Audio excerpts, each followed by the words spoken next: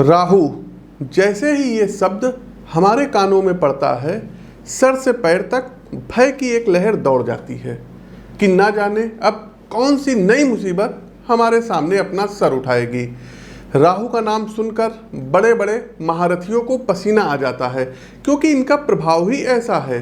सोचिए, जो ग्रह स्वयं ग्रहों के राजा सूर्य को एक निवाले की तरह अपने मुंह में रख सकता हो, उसकी शक्ति कितनी विस्तृत और प्रभावी होगी। मित्रों, राहु से हमारा भय अनायास नहीं है। चूंकि आसुरी प्रकृति का ग्रह है राहु, इसलिए परिणाम भी उसी के अनुसार ही देता है। पर ये आधा सच है। जी हाँ, ये आधा सच है।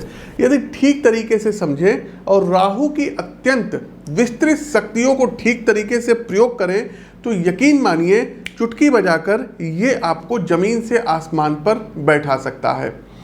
सोशल मीडिया हो गया, इंफॉर्मेशन टेक्नोलॉजी हो गया जिसको आईटी बोलते हैं, शेयर मार्केट हो गया, राजनीतिक गठजोड़ हो गया, इन सभी क्षेत्रों में राहु अपना डंका बजाता ही बजाता है।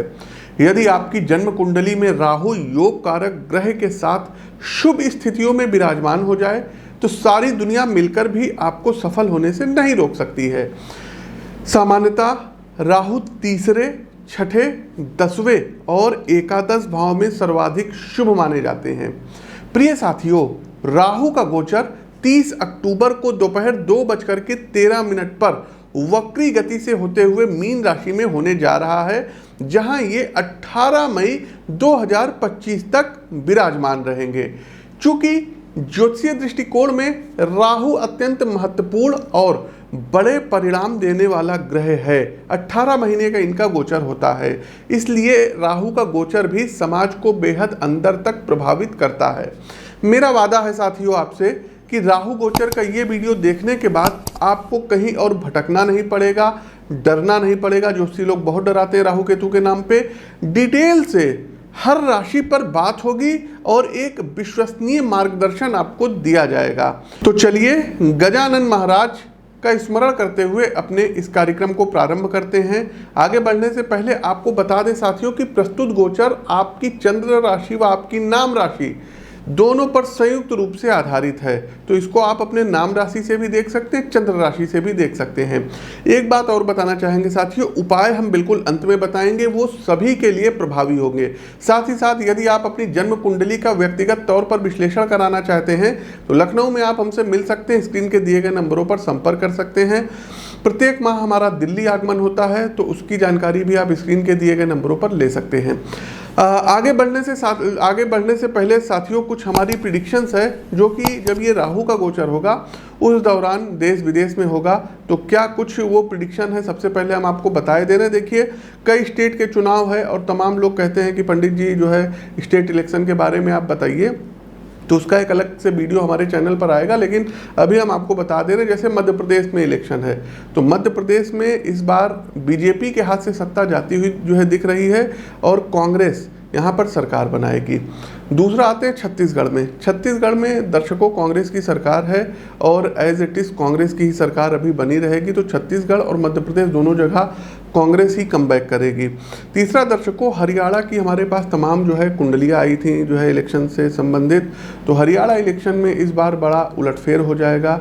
अभी जो गठबंधन की इनकी सरकार चल रही है, तो बीजेपी सत्ता से जा सकती है और यहाँ पर भी कांग्रेस की सरकार आती हुई दिख रही है। दूसरा तेलंगाना में इलेक्शन है दर्शकों, तो तेलंगाना में केसीआर राव तीसरी बार फिर से ये मुख्यमंत्री बन सकते हैं, उनको कोई खतरा नहीं है। साथ ही साथ दर्शकों एक बात और बताना चाहेंगे कि राहु गोचर में ही 2024 लोकसभा के भी चुनाव होने हैं। तो दर्शकों उसका वीडियो हमारे चैनल पर जो है पड़ा हुआ है, फिर से एक वीडियो हम और बना करके अपलोड करेंगे। 2024 में भारत में लोकसभा चुनाव में बीजेपी फिर से सत्ता में आएगी और नरेंद्र मोदी तीसरी बार प्रधानमंत्री पद पर सुशोभित होंगे। ये हमारी प्रिडिक्शन है, ये आप लोग नोट कर लीजिएगा। एक बात और बताना चाहेंगे, राहु का गोचर अगर भारत की कुंडली से देखा जाए, वृषभ लग्न की कुंडली है, तो लग्न से 11वें हाउस में हो रहा है। और अभी हमने अपने जो है मतलब स्टार्टिंग में बताया कि एकादश राहु अच्छे होते हैं, तो भारत की क्रय शक्ति बढ़ेगी, जीडीपी जो है ग्रोथ बढ़ेगी। साथ ही साथ दर्शकों, राहु एक ऐसे ग्रह हैं जो अपने से जो है गुरु और केतु की भांति अपने से पंचम, सप्तम और नवम दृष्टि देते हैं। हर एक ग्रह सातवीं दृष्टि देते हैं, लेकिन राहु को बीटो प्राप्त है, तो अपने से पांचवें, सातवें और नवीं इनकी दृष्टि रहती है। तो भारत के 11th हाउस में जो है राहु का गोचर हो रहा है, और राहु की जो पंचम दृष्टि है ये भारत के पराक्रम भाव पर पड़ रही है। तो अगर कुछ जो है सीमा पर कुछ मूवमेंट होता है तो भारत अब पराक्रम बहुत ही द्रुत गति से, तेज गति से दिखाएगा। साथ ही साथ दर्शकों, सीमा पर कुछ जो है छोटी मोटी जो है टकराव की संभावना है। इसके अलावा दर्शकों, हमने भूकंप को लेकर के देखिए प्रिडिक्शन की थी जब मंगल जो है अस्त हुए थे। 23 तारीख को हमने वीडियो बनवाया था और हमारे चैनल पे शायद 28 या 29 जो है क्या कहते हैं सितंबर को पब्लिश हुआ था। और अभी अगर देखा जाए तो 3 अक्टूबर को नेपाल में बहुत बड़ा भूकंप आया था, और हमने स्पेशली नाम लिया था कि नेपाल में भूकंप आएगा, भारत में आएगा। तो नेपाल में 6 रिक्टर स्केल के ऊपर का भूकंप आया, भारत में आया है। आप उस वीडियो का अंश देख सकते हैं। साथियों, नेपाल, भारत, अफगानिस्तान हो गया और पाकिस्तान हो गया, ईरान हो गया, यहाँ पर कुछ भूकंप इत्यादि जो है काफ़ी बड़े पैमाने पे भूकंप आ सकते हैं। तो जब तक मंगल अस्त है जनवरी तक का विशेष ध्यान रखिएगा, भूकंप से कुछ क्षति होती हुई दिखाई दे रही है। कहने का आशय साथियों ये है कि भूकंप फिर से आएगा और सुनामी आएगी, तो जो नेपाली हमारे भाई बहन रहते हैं, महामृत्युंजय मंत्र का प्रतिदिन जाप किया करें और कोशिश करें ऐसे क्षेत्र में जहां उनको कोई खतरा है तो वो मैदानी एरिया पर आकर के रहें। नेपाल के अलावा भारत में भी भूकंप आएगा, और भारत में उत्तराखंड में भूकंप जो है यदि हम बताएं, हमने नोट किया है तो लगभग जो है 2024 में मार्च से लेकर के और जुलाई के बीच में कुछ जो है भूस्खलन हो गया, कुछ भूकंप हो गया। ये उत्तराखंड, हिमाचल और जो है कश्मीर में आ सकता है। आप लोगों को सावधान रहने की ज़रूरत रहेगी। साथ ही साथ साथियों की धार्मिक उन्माद बढ़ेगा। देखिए, राहु जो हैं ये मीन राशि में गोचर कर रहे हैं, देवगुरु बृहस्पति की राशि में गोचर कर रहे हैं। इलेक्शंस भी पास आ रहे हैं, तो धार्मिक उन्माद ज़्यादा होगा और बहुत कुछ जो है अच्छे संकेत नहीं दे रहे हैं। मार काट ज़्यादा मची रहेगी लोगों के बीच। एक चीज़ और है, कोई बहुत बड़ा रक्षा सौदा भारत के पक्ष में ये होता हुआ दिखाई दे रहा है। साथ ही साथ फॉरेन में, विदेशों में भारत की साख बढ़ेगी। एक बात और बताएं साथियों, देखिए तमाम स्टेट्स वगैरह के जो राज्यपाल हैं, मुख्यमंत्री हैं, इनके कार्यक्षेत्र में परिवर्तन हो सकता है। साथ ही साथ दर्शकों, वायुयान दुर्घटना जो है ग्रस्त की हमने भविष्यवाणी की थी, तो जनवरी तक बहुत ज़्यादा सावधान रहना पड़ेगा। इधर अक्टूबर से लेकर के जनवरी के बीच में कोई प्लेन क्रैश वगैरह ना हो जाए, इसका ध्यान रखना होगा। अच्छा, एक जो है छोटी सी जो है आपको अपडेट और देना रहेगा। राहु केतु के नाम पे दर्शकों तमाम लोग पूजा पाठ करवा लेते हैं। कोई कनाडा में बैठा है, कोई लंदन में बैठा है और यहाँ इंडिया में पूजा करवा लेते हैं, तो पूजा मान्य नहीं होगी। आपको खुद उपस्थित होकर के राहु केतु की शांति करानी होगी। ऐसे पैसे आप लोग किसी भी लोगों को मत दीजिए, वो लोग पूजा पाठ करते नहीं और कुछ आपका होगा नहीं। तो इन चीज़ों का आप लोग ध्यान रखिएगा साथियों, और किसी के डराने से मत डरिएगा। चलिए अब हम आगे बढ़ते हैं, अधिक समय ना लेते हुए गणेश महाराज का ध्यान करते हुए अपने कार्यक्रम को आगे बढ़ाते हैं। आगे बढ़ते हैं मिथुन राशि। देखिए, मिथुन राशि के बंधुओं, 10th भाव, जी हाँ 10th हाउस में राहु का गोचर होने जा रहा है। राहु कार्यक्षेत्र और नौकरी पेशा जीवन में एकदम से कुछ बड़े परिवर्तन मिथुन राशि के जातकों आपके लिए करेंगे, जिससे आप जो है हतप्रद हो सकते हैं, अचंभित हो सकते हैं। हालांकि अपने विवेक एवं समझदारी से आप स्थितियों को ठीक तरीके से हैंडल कर लेंगे। अचानक आए परिवर्तन कुछ समय के लिए आपको अपने परिवार से पूरी तरीके से थोड़ा सा पृथक कर सकते हैं, भाग दौड़ अधिक रहेगी। गोचर कालखंड के शुरुआती दिनों में राहु कहीं ना कहीं आपको अकेला महसूस करवाएंगे।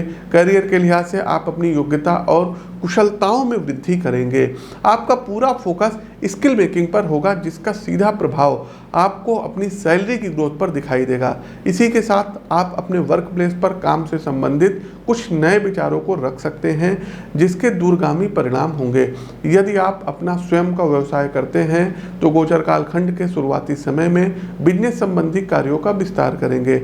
आप अपने उत्पाद के लिए नए बाजार तलाशेंगे, जिससे आपका आर्थिक प्रभाव बढ़ेगा।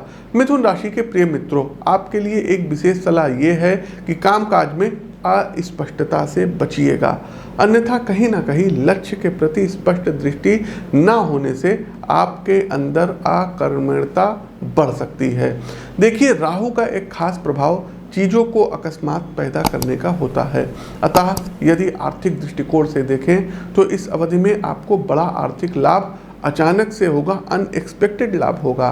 निवेश के लिहाज से भी आपके लिए स्थिति मन मुताबिक रहेगी। आप भूमि, भवन, शेयर मार्केट या कुछ जो है केमिकल से चीज़ों में पैसा लगा सकते हैं, इसका आपको अच्छा रिटर्न मिलेगा।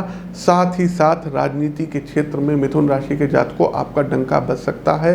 राजनीति में एंट्री लेने का ये एक सही समय रहेगा। पारिवारिक स्तर पे बात करें तो मामला थोड़ा सा तनावपूर्ण रहेगा। खासकर घर में जो आपके चाचा लोग हैं या बड़े भाई बहन लोग हैं, उनके मध्य अनावश्यक मुद्दों पर बहस हो सकती है। इसलिए आवश्यकता से अधिक वाद विवाद से बचिएगा, अन्यथा बात हाथ से निकल सकती है। वहीं जो लोग आर्मी की डिफेंस की तैयारी कर रहे हैं, मिथुन राशि के हैं, उनको गवर्नमेंट से रिलेटेड अच्छी जॉब प्राप्त हो सकती है। फाइनेंशियल सेक्टर में भी आपको ग्रोथ होती हुई दिखाई दे रही है। अधिक जानकारी के लिए अपनी पत्रिका का विश्लेषण अवश्य करवा लीजिएगा। अब अंतिम पड़ाव आता है उपाय का। उपाय क्या करना होगा? तो सबसे पहले साथियों, हर 3 महीने में आपको करना ये होगा कि 7 शनिवार एक जटे वाला नारियल लेना है और उसको अपने सर के ऊपर से एंटी क्लॉकवाइज 9 बार उतारना रहेगा। कितनी बार? 9 बार। और उसको जल पर अपने मस्तक पर लगा करके और जल प्रवाह आपको कर देना होगा। दूसरा एक काम ये करना होगा साथियों, आप अपनी स्क्रीन पर देख लीजिए, 2 छोटे छोटे से मंत्र जो है दिख रहे हैं। ओम ऐं ह्रीं राहुवे नमः और ओम ह्रीं केतुवे नमः। इन दोनों मंत्रों का स्फटिक की माला से 108 बार आपको प्रतिदिन जाप करना रहेगा। अब प्रश्न उठता है कि राहु के मंत्रों का जाप कब करें? लोग कहते हैं शाम को करते हैं, रात में करते हैं, सुबह करते हैं। देखिए साथियों, जो बहुत ही अच्छा तरीका किसी बुक वगैरह में आपको नहीं मिलेगा। तो राहु और केतु के मंत्रों का जाप करने का तरीका होता है राहु काल। प्रत्येक दिन का राहु काल अलग अलग होता है। आप जिस लोकेशन पे होंगे वहाँ अलग होगा। दिल्ली में है अलग होगा, कनाडा में बैठे होंगे अलग होगा, पश्चिम बंगाल में बैठे होंगे अलग होगा। तो राहु काल का जो है मतलब जो समय होता है ये अलग अलग होता है। तो आप अपने एग्जैक्ट लोकेशन के हिसाब से सर्च कर लीजिएगा और उस समय में यदि आप राहु और केतु के मंत्रों का जाप करते हैं तो निश्चित तौर पर राहु आपका नुकसान कर ही नहीं सकते, फायदा कराएंगे। अब लोग कहते हैं पंडित जी राहु का तो राहु काल में हो जाता है लेकिन केतु काल थोड़ी ना होता है। तो बंधुओं, 1 घंटे 30 मिनट का समय होता है, 90 मिनट का राहु काल का समय होता है। इसमें 45 मिनट राहु को मिलते हैं और 45 मिनट केतु को मिलते हैं। तो इस दौरान यदि आप करेंगे तो कोई नुकसान नहीं है, दोनों लोग आपका भला करेंगे। अगला सबसे बड़ा उपाय है, हाथ जोड़ के आप लोगों से निवेदन है कि भूल से भी गोमेद या कैटसाई मत पहनिएगा। राहु का जो पत्थर आप लोग पहन लिए हैं, गोमेद पहन लिए हैं, मत पहनिएगा। आपका सर्वनाश कर देंगे, विनाश कर देंगे और फिर बाद में आप लोग रोते रोते हमारे पास आएंगे। बिल्कुल मत पहनिएगा, पहने हैं तो उतार दीजिए। राहु और केतु के जो जेम स्टोन होते हैं ना, ये दान करने के लिए होते हैं, ये पहनने के लिए नहीं होते हैं। राहु केतु छाया ग्रह के रूप में विद्यमान हैं, इनकी अपनी कोई एनर्जी नहीं है। स्टोन उन्हीं ग्रह के पहने जाते हैं जिनकी अपनी एनर्जी होती है। इस बात का आप लोगों को ध्यान रखना होगा। अगला एक काम ये करना होगा कि कोशिश कीजिए नो मून अर्थात अमावस्या वाले दिन, खास करके जो गर्दन के ऊपर विकलांग लोग हैं, जिनकी आंखें नहीं हैं, जो डीफ एंड डम्ब है, गूंगे हैं, बहरे हैं, उनके आश्रम में आप जाइए और नो मून अमावस्या वाले दिन खाने पीने की वस्तुओं को ऑफर करिए। तो ये आपको करना होगा। साथ ही साथ साथियों, अपनी जन्म पत्रिका का विश्लेषण जरूर करवा लीजिएगा। बिना पत्रिका के विश्लेषण के उपाय आप करिए, मंत्र वगैरह करिए, ठीक है, लेकिन अधिक उपाय आप लोग मत करिएगा। अपनी कुंडली का विश्लेषण करवा के करिएगा। आप लोग डॉक्टरों पर पैसा खर्चा कर सकते हैं, कंसल्टेंसी पे कर सकते हैं। तो एक ज्योतिषीय परामर्श छोटा सा लेना, ये आपके सुख और सौभाग्य में वृद्धि कराता है। तो अपनी वाणी को विराम देते हुए ज्योतिष के इस मंच से मैं पंडित आशीष वत्स आप सभी प्रबुद्ध जातकों से विदा लेता हूँ। नमस्कार। ओम नमो भगवते वासुदेवाय।